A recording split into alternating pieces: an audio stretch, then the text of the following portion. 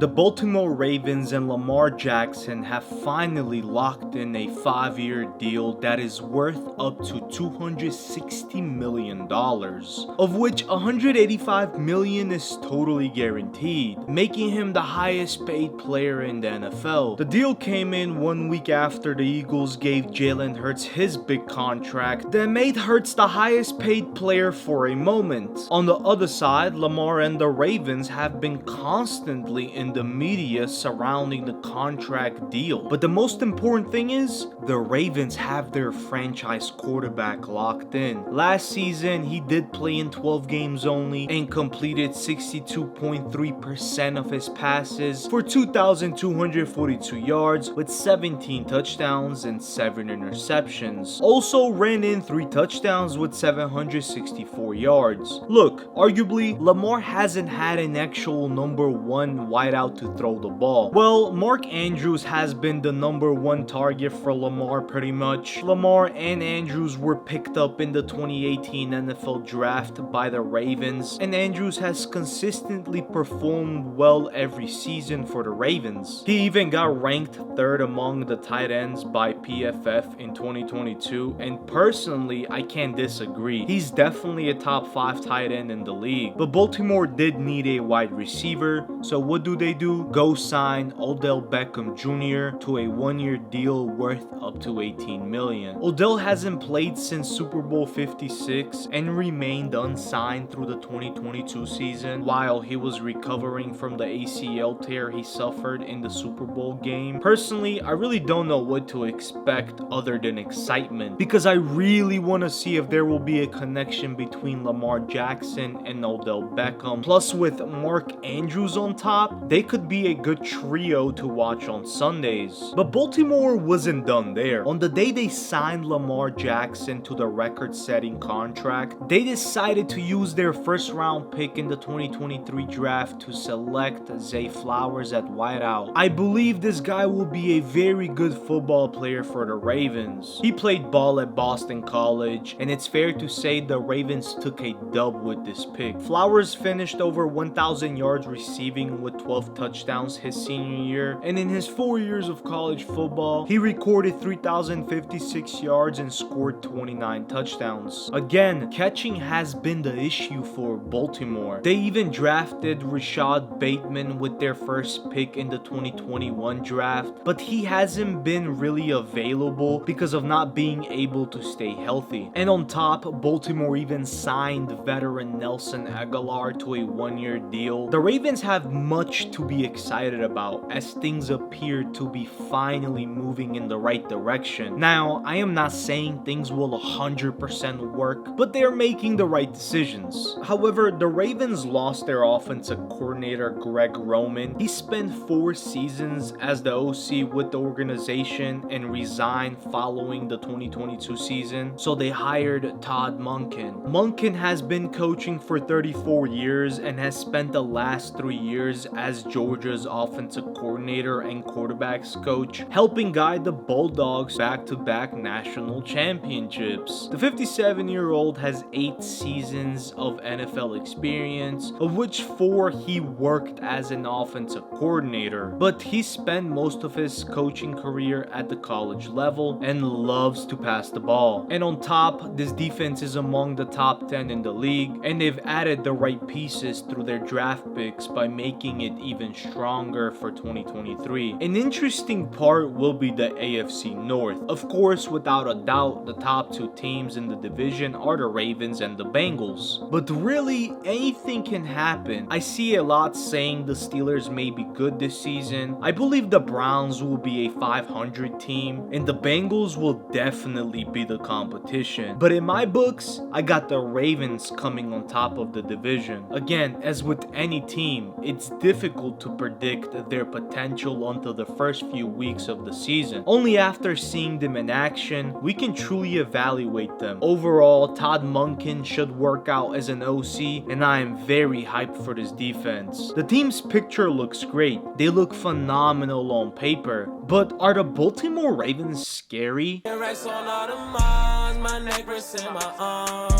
Bitch, we some stars, pull up in foreign cars.